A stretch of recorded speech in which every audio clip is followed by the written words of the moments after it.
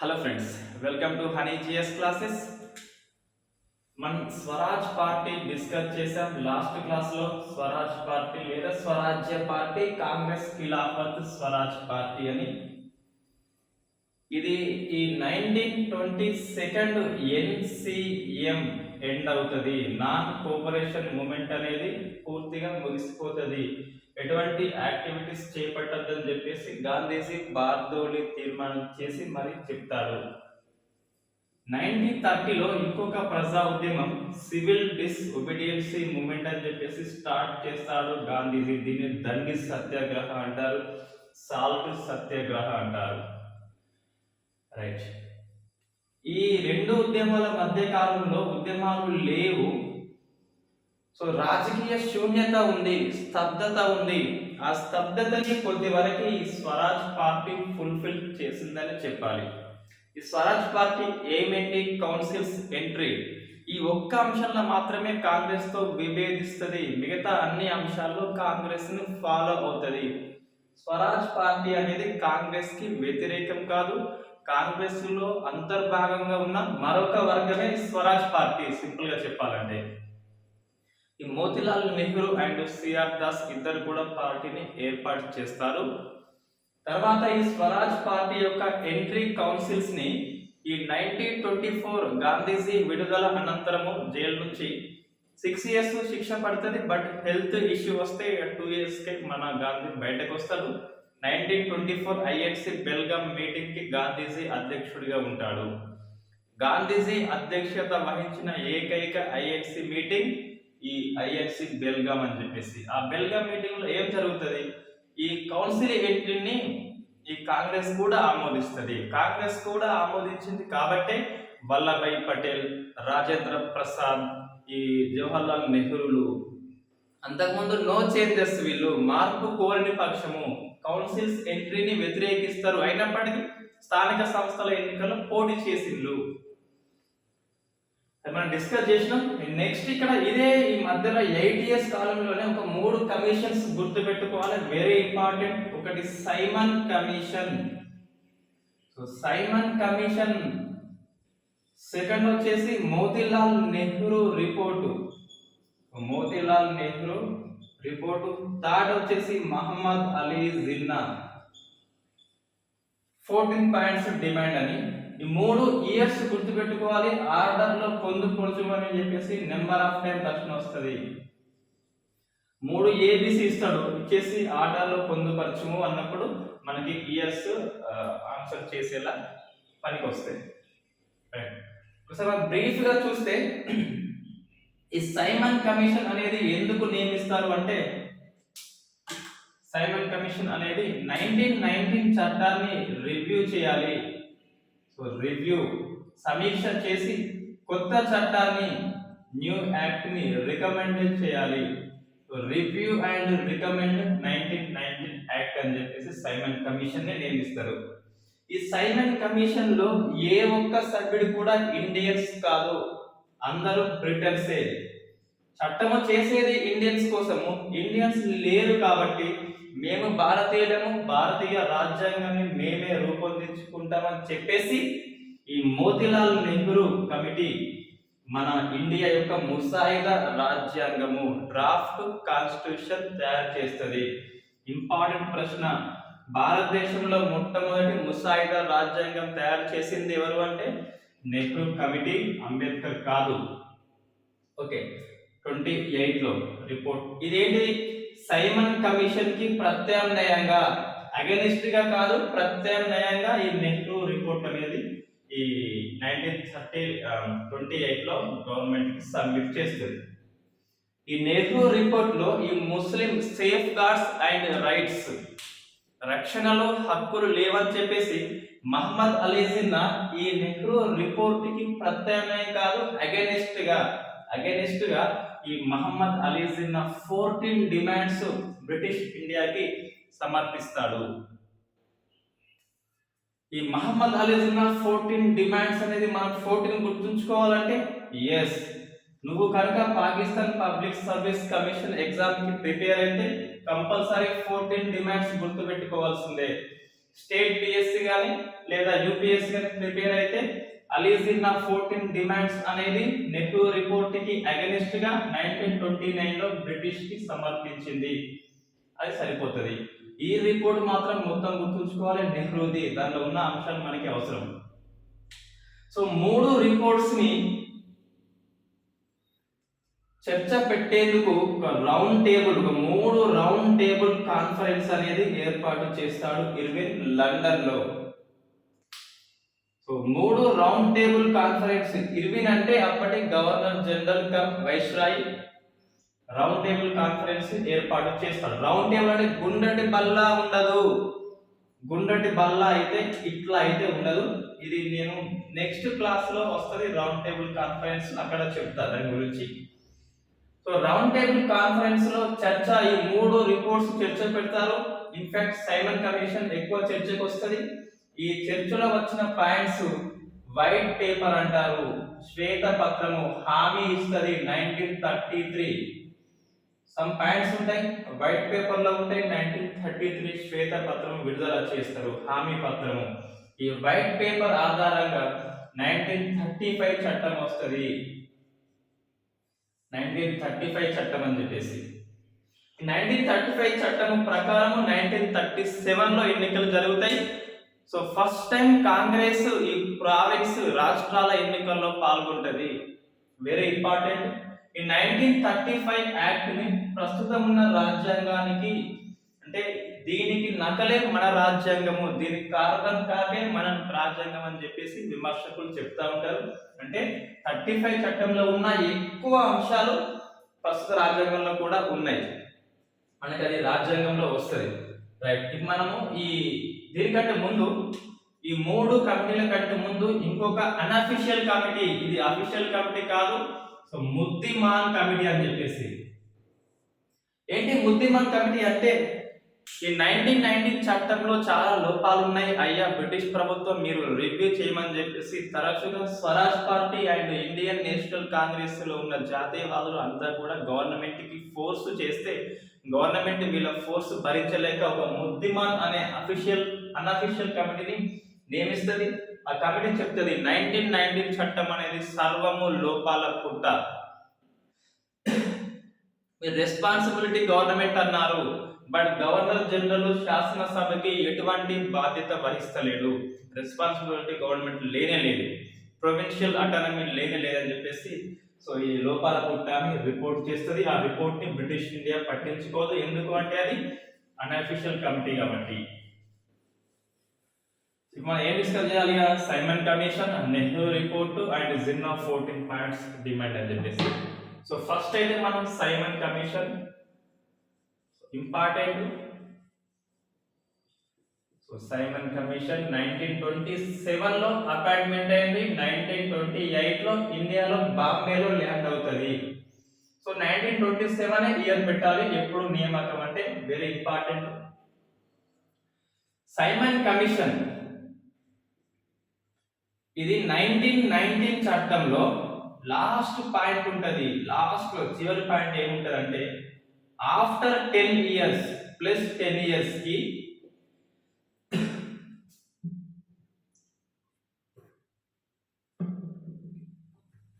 After 10 years 1919 చట్టాన్ని review చేసేందుకు and కొత్త చట్టాన్ని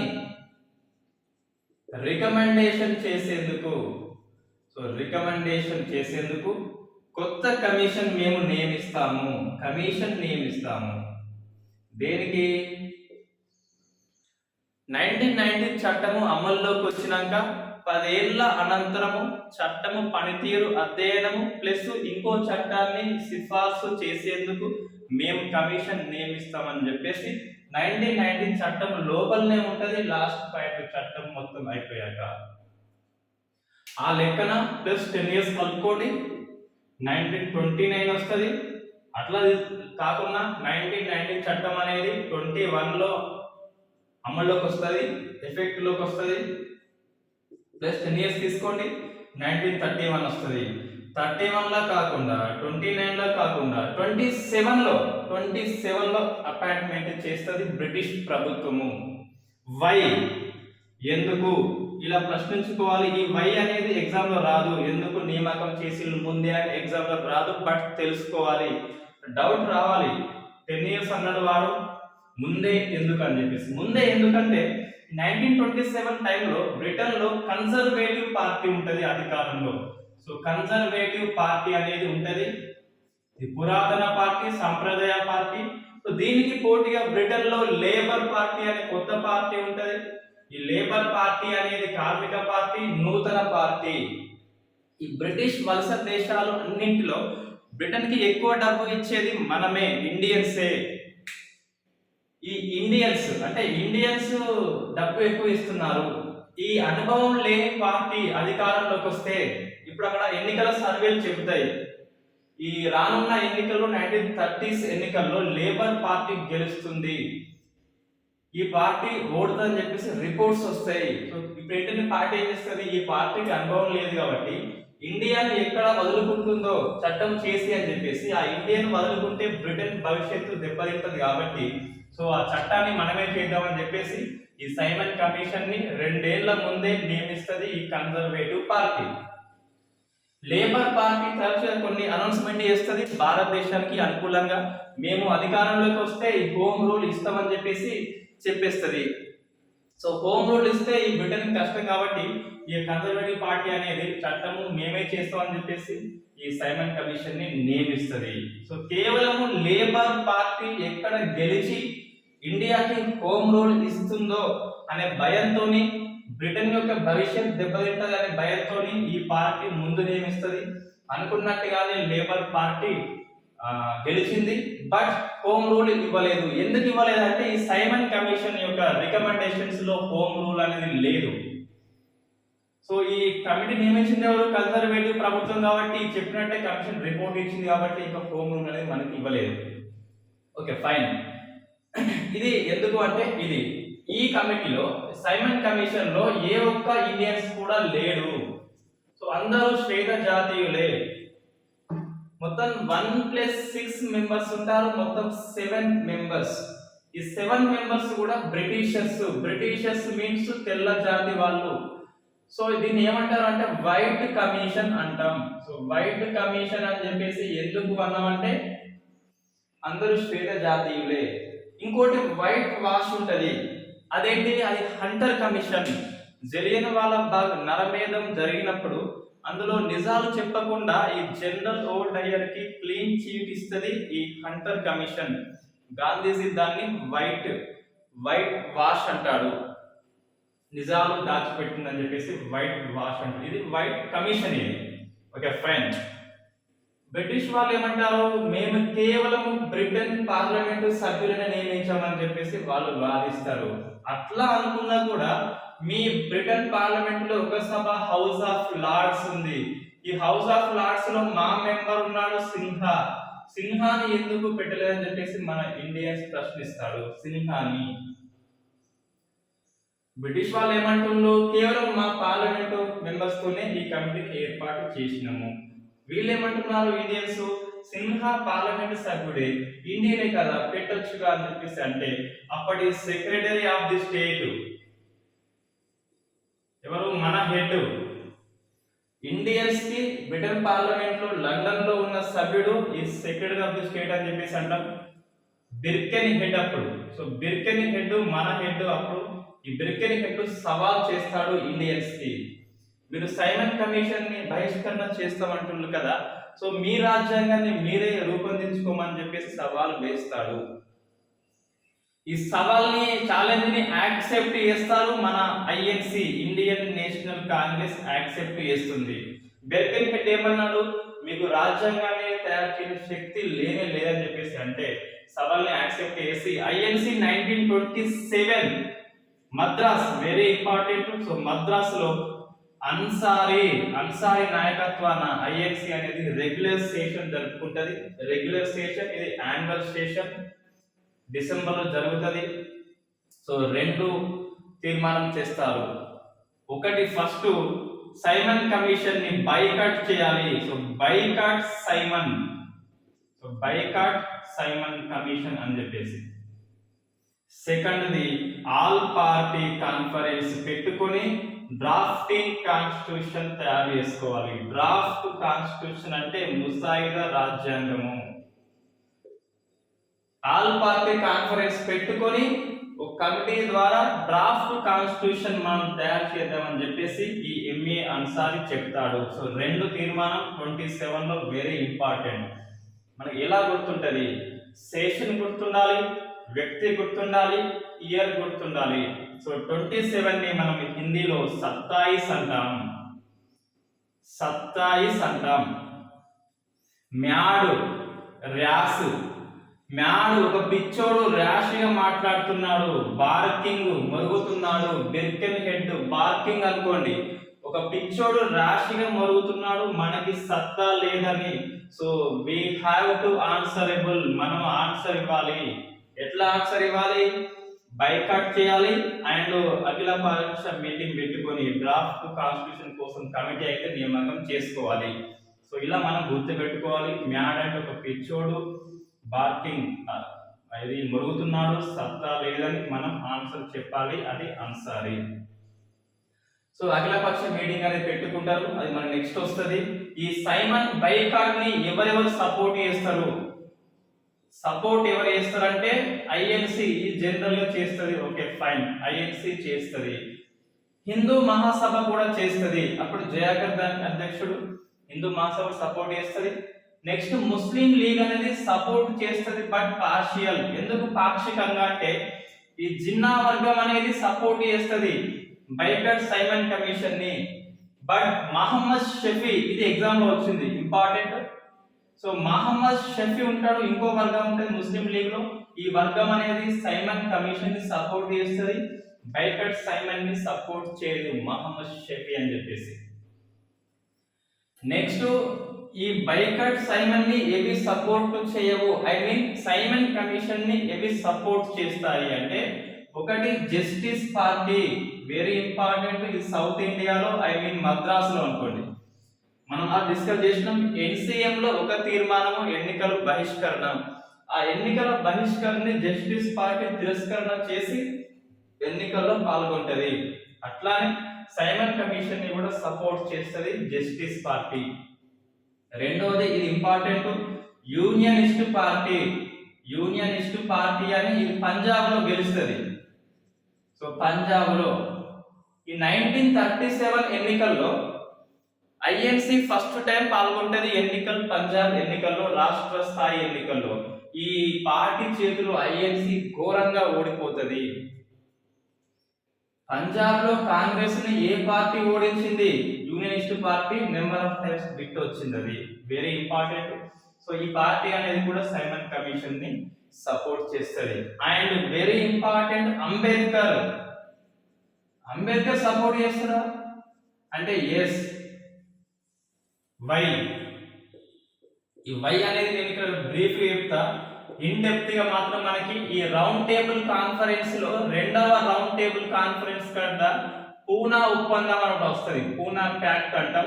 ఆ పూనా ప్యాక్ట్ కాడ ఈ గాంధీ క్యాస్టిజం మీద గాంధీ యొక్క వ్యూ ఏంటి, అంబేద్కర్ వ్యూ ఏంటి, మధ్యలో ఉన్న క్లాష్ ఏంటి. మన గ్రూప్ 1 లో సిలబస్ లో ఉంది, ఆల్రెడీ గ్రూప్ 1 మెయిన్స్ లో సిలబస్ లో ఉంది.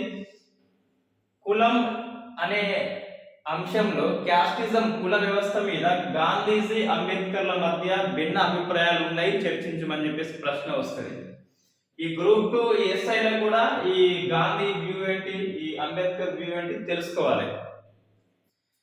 ఇప్పుడు ఏంటి బ్రీఫ్ చెప్దామంటే, ఈ అంబేద్కర్ ఈ సైమన్ ని ఎందుకు సపోర్ట్ చేస్తాడు? ఒకసారి మనం చూస్తే ఈ ఐఎన్సి 1885 లో ఏర్పడింది. సో గాంధీజీ 1915 లో వచ్చిండు ఇండియాకి. ఈ ఐఎన్సి కూడా ఏం చేయలేదు, ఈ డిప్రెస్డ్ క్లాస్ అంటాం, అణగారిన వర్గాలు, ఎస్సీ ఎస్టీ అనుకోండి. సో ఇక్కడ గాంధీజీ కూడా ఏం చేయలేదు, కేవలం ఎన్సీఎం అనంతరం కన్స్ట్రక్టివ్ ప్రోగ్రామ్ లో భాగంగా అన్టచబిలిటీ కోసం కృషి చేస్తాడు గాంధీజీ. అంతవరకు గాంధీజీ అయితే ఏం చేయలేదు, ఐఎన్సి ఏది ఇంకా దాని అంశమే తీసుకురాలేదు. ఆ కారణం ఏంటంటే, ఈ ఐఎన్సిలో ఎక్కువ మంది బ్రాహ్మణ్స్, అంటే ఎక్కువ మంది హై క్యాస్ట్ లో ఉన్న హిందూస్ ఉంటారు. సో ఈ హిందూస్ కి ఎస్సీ ఎస్టీ వాళ్ళు నచ్చరు కాబట్టి హై కాస్ట్ లో ఉన్న, అప్పుడున్న పరిస్థితి ఇప్పుడు కాదు. సో ఈ ఐఎన్సి అనేది దళిత వాళ్ళకి ఫేవర్ గా ఉంటే ఈ ఐఎన్సి నుంచి చాలా మంది వెళ్ళిపోతారని చెప్పేసి ఈ ఐఎన్సి దళిత కమ్యూనిటీకి ఎప్పుడు కృషి చేయలేదు. గాంధీ కూడా ఫస్ట్ స్టార్టింగ్ లో పట్టించుకోలేదు. సో గాంధీజీ ఐఎన్సి మా కోసం ఏమీ చేయలేదు కాబట్టి సో మా సేఫ్ గార్డ్స్, మా రక్షణలు, సేఫ్ గార్డ్స్ అండ్ రైట్స్, హక్కులు, ఈ హక్కుల కోసం సైమన్ కమిషన్ కి రిపోర్ట్ చేస్తాడు మన అంబేద్కర్. ఇది దేశద్రోహం ఏమీ కాదు. సో ఏంటి INC stand? బైకట్ Simon commission. Ambedkar stand ఏంటి? Support Simon commission. అయినంత మాత్రాన దేశద్రోహం కాదు, కేవలం ఆవేదన, అంబేద్కర్ పుట్టిన యొక్క పరిస్థితి, క్యాస్టిజం లో అవమానం, ఇవన్నీ భరించలేక ఇంకా ఈ సేఫ్ గార్డ్స్ అండ్ రైట్స్ కోసము సైమన్ కమిషన్ కి అంబేద్కర్ రిపోర్ట్ చేస్తాడు. మనం పూనా ప్యాక్ట్ దగ్గర గాంధీజీ వ్యూ ఏంటి, అంబేద్కర్ వ్యూ ఏంటి డిస్కస్ చేస్తాం క్యాస్టిజం నేపథ్యంలో. ఇంకా కొన్ని చెప్తాడు అంబేద్కర్ ఆ రిపోర్ట్ లో. ఒకటి, ప్రొవిన్షియల్ అటానమీ ఇవ్వండి. ప్రొవిన్షియల్ అటానమీ అంటే రాష్ట్రాలకి స్వయం ప్రతిపత్తి ఇవ్వండి. అడల్ట్ యూనివర్సల్ అడల్ట్ ఫ్రాంచైజీ అంటే వయోజన ఓటు హక్కు ఇవ్వండి, సార్వత్రికం అంటే అందరికీ. ఇంతవరకు ఎవరికి ఓటు హక్కు ఉన్నది? ఎడ్యుకేషన్ బేస్ లో, ప్రాపర్టీ బేస్ లో మాత్రమే ఉన్నది. ఉమెన్స్ కి పాక్షికంగా ఉన్నది కాబట్టి సో యూనివర్సల్ సార్వత్రికమైన వయోజన ఓటు హక్కు ఇవ్వమంటాడు ఈ అంబేద్కర్. ఇంకొకటి సెంట్రల్ లో, సో సెంట్రల్ లో డయార్కీ, మీరు 1919 చట్టంలో స్టేట్ లో ఉన్నది కదా డయార్కీ అనేది, సెంట్రల్ లో చేయమని చెప్పేసి చెప్తాడు. సో ఇవన్నీ కూడా మాక్సిమం ఈ అడల్ట్ ఫ్రాంచైజీ కాకుండా మిగతా అంశాలు అన్ని కూడా 1935 చట్టంలో వస్తాయి. అంబేద్కర్ రిపోర్ట్ లో చాలా అంశాలు ఆ చట్టం లోపల ఉంటాయి. మనం ఏం డిస్కస్ చేసినామంటే ఈ సైమన్ కమిషన్ ని ఎవరు సపోర్ట్, ఎవరు అగనిస్ట్ అని చెప్పేసి ప్రశ్న వస్తుంది. సపోర్ట్ అంటే ఐఎన్సి, హిందూ మహాసభ, ముస్లిం లీగ్ రెండు వర్గాలు ఉన్నాయి. అగనిస్ట్ అంటే జస్టిస్ పార్టీ, పంజాబ్ పార్టీ, తర్వాత అంబేద్కర్ పార్టీ. ఇప్పుడు ఏంటిగా సైమన్ కమిషన్ అనేది ఇండియాకి వస్తుంది. సో సైమన్ కమిషన్ ఇండియాకి 3 ఫిబ్రవరి 1928 లో వస్తుంది. 1927 లో నియామకము, 28 లో ఇండియాలో ల్యాండ్ అయింది బాంబేలో. సో బాంబేలో ల్యాండ్ అయింది ఈ సైమన్ కమిషన్. ఇంకా బాంబేలో మనకి ఈ బ్లాక్ ఫ్లాగ్ అని నల్ల జెండాల నిరసనలు జరుగుతాయి. దేశం మొత్తం అనేది బంద్, హర్తాలు విధిస్తారు. సో మనం ఏ ప్లేస్ లో ఎవరు నాయకుడు డిస్కస్ చేయాలి. ఫస్ట్ బాంబేలో అడుగు పెట్టినప్పుడు పూణేలోని అంటే లోన్ వాలా ప్లేస్, ఇది లోన్ వాలా నుంచి పూణే, ఈ ప్లేస్ లో రైలు మార్గం ఉంటుంది, ప్యారలల్ గా రోడ్డు మార్గం ఉంటుంది. సో రైలు మార్గము, రోడ్డు మార్గం రెండు ప్యారలల్ గా ఉంటాయి. ఈ రైళ్లలో సైమన్ వెళ్తాడు. ఈ బస్సులో మన యంగ్ జనరేషన్స్ వెళ్తది. సో ఈ యంగ్స్ వాళ్ళు ఈ సైమన్ ని గో బ్యాక్ అంటూ స్లోగన్స్ ఇస్తారు. సైమన్ కి చిరాకేస్తుంది ఫస్ట్ నాడే, గట్టిగా అరుస్తారు మన వాళ్ళు. ఈ ట్రైన్ ఇట్లా పోతుంది, ఇంకా కొంతమంది రాళ్ళు వేస్తారు, ఇంకా మన వెనక్కి చూస్తే ఒక రాయి కూడా మిగలదు ఆ ట్రైన్ లో, ఆ పట్టాల మీద. సెకండ్ది లాహోర్, ఇది ఫేమస్ బిట్. లజపతి రాయ్ అతివాది. సో లజపతి రాయ్ అప్పటికి ముసలోడు అయిపోయాడు లజపతి రాయ్ ఒక పోలీస్ ఉద్యోగి సాండర్స్, ఈ సాండర్స్ అనే పోలీస్ ఉద్యోగి లాఠీ చార్జ్ చేస్తాడు, ఛాతీ మీద కొడితే చనిపోతాడు. ఎవరు? లజపతి రాయ్. అప్పుడు ఏమంటాడు లజపతి రాయ్, ఆ కొట్టంగా నాపై పడే ఒక్క దెబ్బ బ్రిటిష్ శవపేటికకి దిగే మేకు వంటిది, ఒక్కొక్క దెబ్బ ఒక్కొక్క మేకు వంటిది అని చెప్పేసి చెప్తాడు ఈ సాండర్స్ ని ఉద్దేశించి. ఈ సాండర్స్ ని హత్య చేసింది ఎవరంటే ఫేమస్ భగత్ సింగ్ గ్రూప్. మనకి మళ్ళా వస్తుంది భగత్ సింగ్ గ్రూప్ కూడా ఫేమస్. మన 7వ అడుగు రివాల్యూషనరీ యాక్టివిటీస్, విప్లవ కార్యక్రమాల్లో భగత్ సింగ్ వస్తాడు. ఆ భగత్ సింగ్ సాండర్స్ ని హత్య చేస్తాడు. ఈ భగత్ సింగ్ వాళ్ళ పార్టీ HSRA ఉంటది, హిందుస్థాన్ సోషలిస్ట్ రిపబ్లిక్ అసోసియేషన్. ఈ HSRA స్థాపించినాక ఫస్ట్ ప్రోగ్రామే ఈ సాండర్స్ ని హత్య చేస్తారు, బోని అదిరిందని చెప్పేసి అంటారు. So next famous Madras, sorry Lucknow, Lucknow. ఈ లక్నోలో జస్ట్ ఏముంటది, ఒక నెహ్రూ అయితే దీన్ని ఫైట్ చేస్తాడు అండ్ గోవిందనేని వల్లభ్ పంత్ అని. సో ఇది మనం ఇంటర్ బుక్ లో ఓన్లీ నెహ్రూ ఉంటది, ఇది ఉండదు. నెహ్రూ ఫస్ట్ ఉద్యమం చేసింది సైమన్ కమిషనే. లాస్ట్ మద్రాస్, ఇది ఫేమస్ బిట్, లాస్ట్ ఉంటది మద్రాస్ ఫేమస్ బిట్. ఎట్లా అంటే టంగుటూరి ప్రకాశము, మద్రాసులో టంగుటూరి ప్రకాశము. ఇక్కడ ఏం జరుగుతుంది, మద్రాసులో ఒక చిన్న పిల్లవాడు మరణిస్తాడు. ఈ పిల్లవానికి చుట్టూ పెద్ద గుండెం గీస్తాడు అక్కడ పోలీస్ ఉద్యోగి. ఈ గుండెం దాటి ఏ ఒక్క ఇండియన్ కూడా రాడని చెప్పేసి సవాల్ చేస్తాడు పోలీస్ ఉద్యోగి. తెలుసుకున్న టంగుటూరి ప్రకాశము అక్కడికి వెళ్ళి ఛాతీ చూపెడతాడు. ఒక్క అడుగు అనుకుంటూ అడుగు లోపలికి వేసి ఆ షర్ట్ బటన్ తీసి ఛాతీ చూపిస్తే ఆ రొమ్ము 56 అంగుళాల రొమ్ము చూసి మన పోలీస్ ఉద్యోగి 100 అడుగుల దూరం పడిపోతాడు, బాలయ్య బాబా సినిమా లెక్క. కాబట్టి ఆ పౌరుషాన్ని చూసి అప్పుడు ఈ టంగుటూరి ప్రకాశానికి ఆంధ్ర కేసరి అనే బిరుదు వస్తుంది, ఆంధ్ర కేసరి అనే బిరుదు అనేది వస్తుంది. సో ఇవి డిఫరెంట్ ప్లేసెస్ లో డిఫరెంట్ వ్యక్తులు నాయకత్వం వహించినారు. సో మొత్తం మీద 1929 లో మళ్ళీ సెకండ్ టైం ఇండియాకి వస్తుంది. 1930లో రిపోర్ట్ ఇస్తుంది బ్రిటిష్ ప్రభుత్వానికి సైమన్ కమిషన్. సైమన్ కమిషన్ లో ఎవరున్నారు, బ్రిటిష్ వారు ఉన్నారు. నెక్స్ట్ సైమన్ కమిషన్ ఎక్కడ ల్యాండ్ అయింది, ఏ ప్రాంతంలో, ఎవరు నాయకులు, ఇది ప్రశ్న వస్తుంది ఎగ్జామ్ లో అయితే. నెక్స్ట్ మనకి Nehru report famous. So Nehru report 1928 లో 27 ఐఎన్సి మద్రాస్ మీటింగ్ లో అఖిలపక్ష మీటింగ్ పెడదామని చెప్పేసి తీర్మానం చేస్తారు. దాని ప్రకారం ఢిల్లీలో ఆల్ పార్టీ కాన్ఫరెన్స్ మీటింగ్ పెట్టుకొని ఈ డ్రాఫ్ట్ కాన్స్టిట్యూషన్ ఇండియన్స్ కోసం తయారు చేసుకోవాలి. సో డ్రాఫ్ట్ కాన్స్టిట్యూషన్ ముసాయిదా రాజ్యాంగాన్ని తయారు చేసేందుకు నెహ్రూ అధ్యక్షతన కమిటీ అయితే ఇస్తారు, అదే Nehru report. So Nehru committee 1928 ఆగస్టులో ఫామ్ అవుతుంది, డిసెంబర్లో రిపోర్ట్ ఇస్తుంది. సైమన్ కమిషన్ 27లో నియామకం, 28లో ఇండియా, 30లో రిపోర్ట్ ఇస్తుంది. 3 years పట్టింది. నెహ్రూ అయితే ఆగస్టు నుంచి డిసెంబర్ లోపు ఇవే 3 months లో ఇచ్చి పడేస్తాడు report. That is the Indians అని చెప్పేసి చెప్తాం. ఈ బెర్కెన్ హెడ్ సవాల్ చేస్తాడు. బెర్కెన్ హెడ్ ఏమని సవాల్ చేస్తాడు అంటే ఇండియన్స్ కి రాజ్యాంగాన్ని తయారు చేసే శక్తి లేదు అని సవాల్ చేస్తాడు. నమ్మకం ఏంటిది, సో ఇండియన్స్ లో ఐఎన్సి ఉన్నది, ముస్లిం లీగ్ ఉన్నది, హిందూ మహాసభ, జయకర్ వాడు మొండి వ్యక్తి, తర్వాత అంబేద్కర్ ఉన్నాడు. ఇంతమంది మధ్యన ఏకాభిప్రాయం సాధ్యం కాదు కాబట్టి రాజ్యాంగం తయారు చేయలేదని చెప్పేసి అనుకుంటాడు. బట్ నెహ్రూ కమిటీ 3 months లోపలనే ఇస్తుంది. సో రిపోర్ట్ లోపల ఏముంటది, సో అది మనకి ఎగ్జామ్ లో వస్తుంది. ఫస్ట్ ఒకటి, ఇండియాకి డొమినియన్ స్టేటస్ ఇవ్వాలి. సో డొమినియన్ స్టేటస్ అనేది ఇవ్వాలి. తెలుగులో అధినివేశ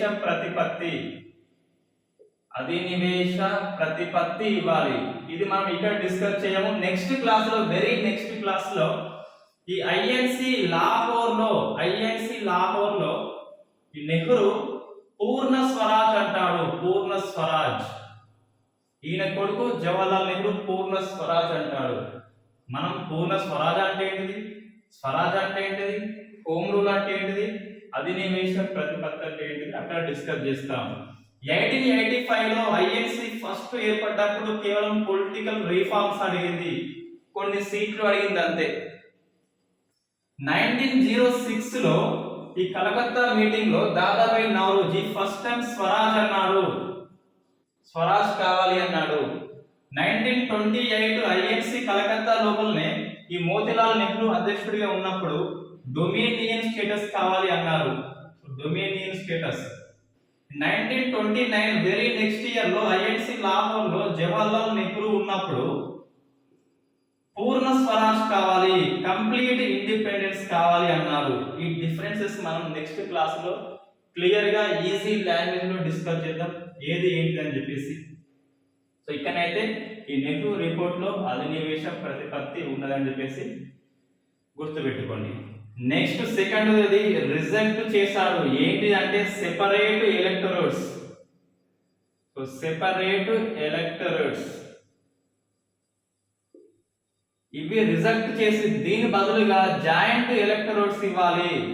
జాయింట్ ఎలక్టోరేట్స్ మనం ఆల్రెడీ డిస్కస్ చేసినాం. సెపరేట్ అంటే జాయింట్ అంటే సెపరేట్ మీన్స్ హిందూ ముస్లిం అంటే హిందువులు క్యాండిడేట్ పోటీ చేస్తే ఆ హిందువులే ఓటేయాలి, ముస్లిమ్స్ పోటీ చేస్తే ముస్లింలు మాత్రమే ఓటేయాలి, ఎస్సీలు పోటీ చేస్తే ఎస్సీ మాత్రమే ఓటేయాలి. జాయింట్ అంటే ఎస్సీ పోటీ చేస్తే అందరూ ఓటేయచ్చు. రైట్. నెక్స్ట్ ఈ మైనారిటీ వాళ్ళకి ఎవరైతే తక్కువ జనాభా ఉన్నారో వాళ్ళకి కొన్ని సీట్లు అయితే రిజర్వ్ చేయవచ్చు. ఏమంటుండు? రిజర్వ్ చేయండి మైనారిటీస్ కి, స్పెషల్ మాత్రం ఇవ్వద్దు, సెపరేట్ మాత్రం ఇవ్వద్దు అని చెప్పేసి చెప్తాడు. థర్డ్, సెక్యులర్ స్టేట్ ఏర్పరచండి ఇండియాలో. ఈయన చెప్పిన సెక్యులర్ అనేది ఇప్పుడున్న సెక్యులర్ ఒకటి కాదు. ఈయన చెప్పింది ఏంటిది? Western model secular state. Western model అంటే ఏంటిది? స్టేట్ అనేది మతంతో ఎటువంటి జోక్యం చేసుకోవద్దు, సంబంధం ఉండద్దు. Complete disassociation from religion. Complete గా మతం నుంచి వేరు చేయబడాలి రాజ్యం అనేది. ఇది western model secularism. Indian model అట్లా ఉండదు. ఇండియన్ మోడల్ నేను 25th ఆర్టికల్లో డిస్కస్ చేద్దాం. కానీ సింపుల్ చెప్పాలంటే ఇండియన్ మోడల్ది తాకితే రాకుతా. ఈ ప్రాక్టర్ల వెనకాల రాసుంటది, అది తాకితే రాకుతా అటోల వెనకాల రాసుంటది. అదే ఇండియన్ మోడల్ సెక్యులరిజం. ఏంటిదంటే తాకితే నువ్వు ఇతర మతంలో జోక్యం చేసుకుంటే నిన్ను రాకుతా చర్య తీసుకుంటా, నేను కూడా జోక్యం చేసుకుంటాను స్టేట్ అంటే. అది నువ్వు జోక్యం చేసుకోవాలనుకో నేను జోక్యం చేసుకోవాలని చెప్పేసి మన ఇండియన్ మోడల్ పూర్తిగా రాజ్యము మతము వేరు కాదు, జోక్యం చేసుకుంటది అవసరం అయినప్పుడు ఇండియన్ సెక్యులరిజంలో. అది. ఫోర్త్ వచ్చేసి అడల్ట్ ఫ్రాంచైజీ ఇవ్వండి. Universal adult franchise. మీరు ఇంతకుముందు ఏమి ఇచ్చిండ్రు? లిమిటెడ్ ఫ్రాంచైజీ ఇచ్చిండ్రు, కేవలం ఎడ్యుకేటర్స్ ప్రాపర్టీ ఉమెన్స్ కి ఇచ్చిండ్రు. అట్లా కాకుండా అందరికీ ఇవ్వండి. వయోజన ఓటు హక్కు అది కూడా 21 years ఉండాలని చెప్పేసి ఈ నెహ్రూ రిపోర్ట్ చెప్తుంది.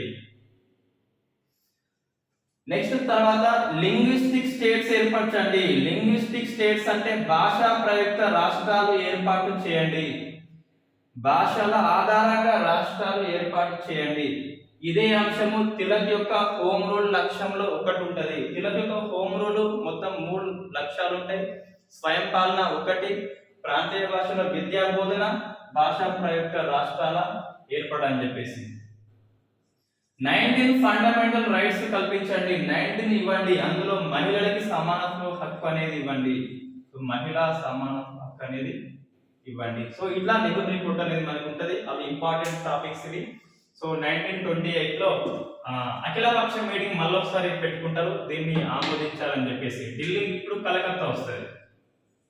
సో కలకత్తాలో మళ్ళీ అఖిలపక్ష మీటింగ్ పెట్టుకుంటారు. బట్ ఈ నెహ్రూ రిపోర్ట్ అనేది ఆమోదించబడదు. అన్ఫార్చునేట్లీ ఆమోదించలేదు.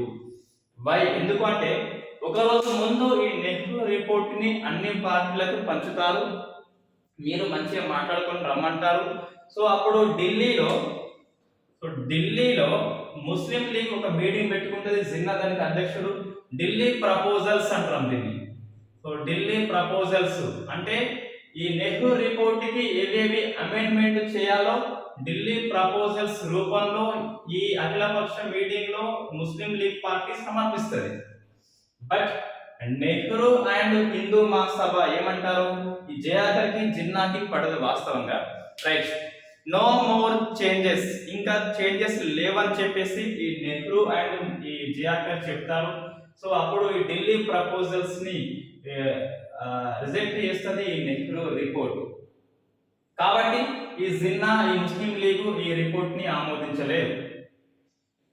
నెహ్రూ రిపోర్ట్ కి వ్యతిరేకంగా అందులో ముస్లిం సేఫ్ గార్డ్స్ అండ్ రైట్స్ లేవని చెప్పేసి 14 డిమాండ్స్ అనే పేరుతోని మా 14 డిమాండ్స్ ఇవి అని చెప్పేసి 1929 లో బ్రిటిష్ ప్రభుత్వానికి జిన్నా సబ్మిట్ చేస్తారు. అదే 14 డిమాండ్స్ అని.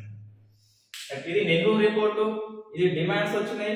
సైమన్ కమిషన్ అటున్నది. ఈ మూడు కలిపి రౌండ్ టేబుల్ కాన్ఫరెన్స్ లో అయితే డిస్కస్ చేస్తారు. దాని ఆధారంగా శ్వేతపత్రం 33 లో రిలీజ్ చేస్తారు. దాని ఆధారంగా 35 చట్టం అయితే చేస్తారు.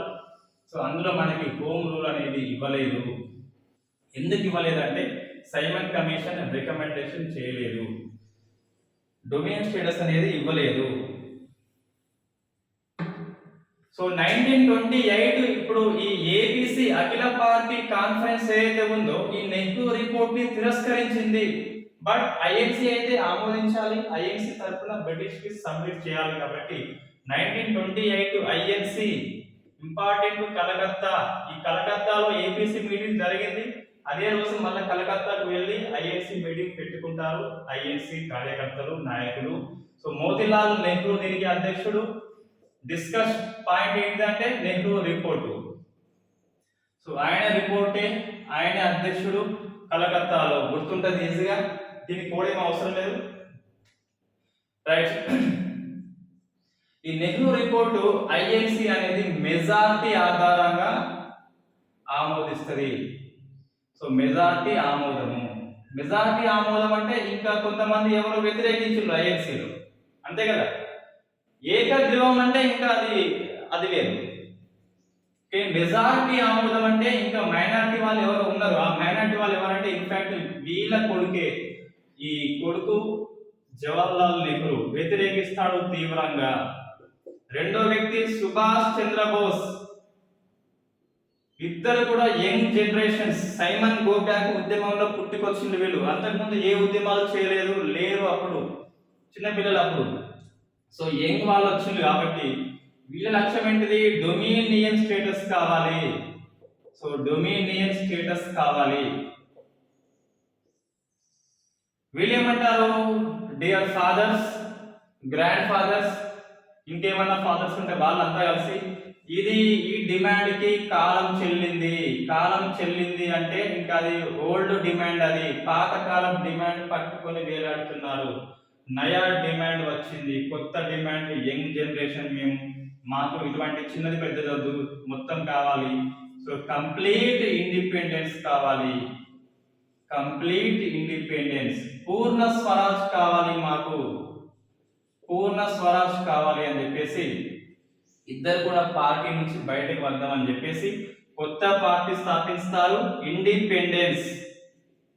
So independence for Indian league అని.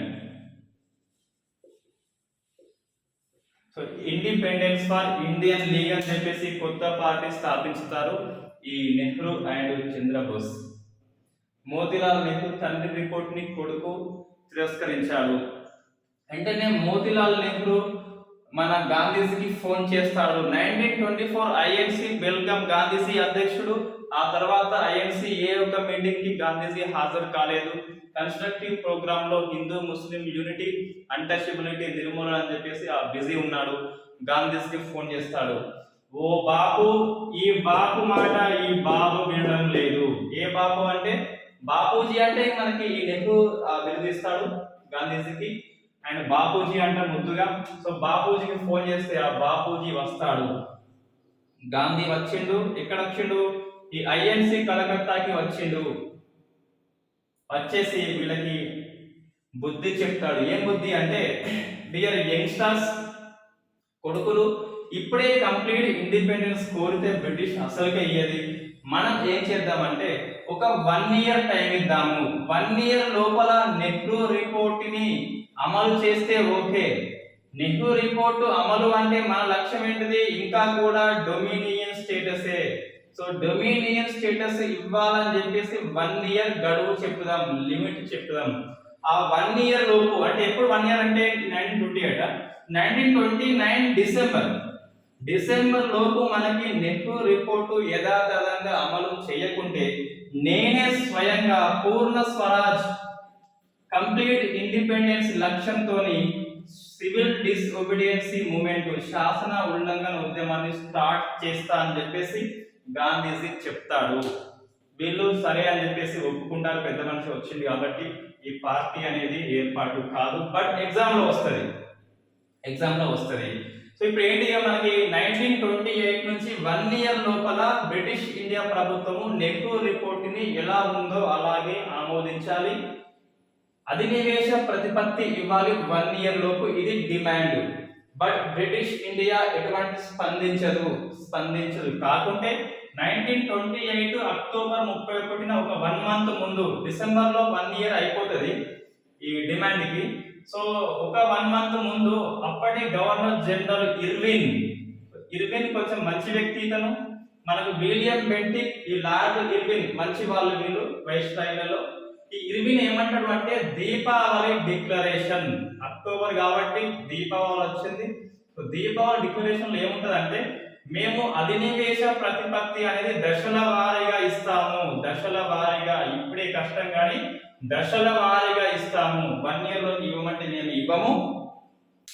సైమన్ కమిషన్ రిపోర్ట్ లో ఏముందో చూసి, ఇప్పుడు 29 లో సైమన్ కమిషన్ రిపోర్ట్ చేయలేదు, 30 లో రిపోర్ట్ చేస్తారు.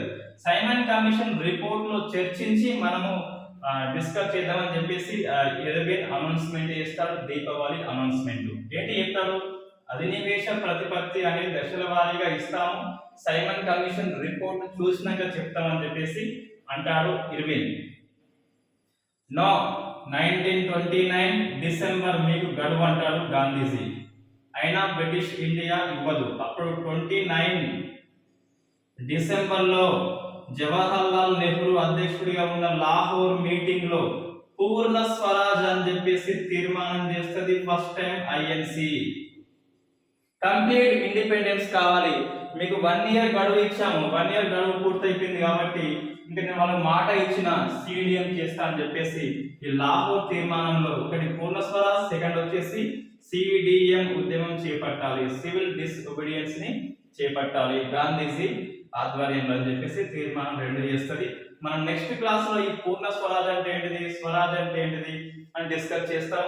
ఆ తర్వాత ఈ సిడిఎం ఉద్యమాన్ని స్టార్ట్ చేస్తాము. Thank you very much.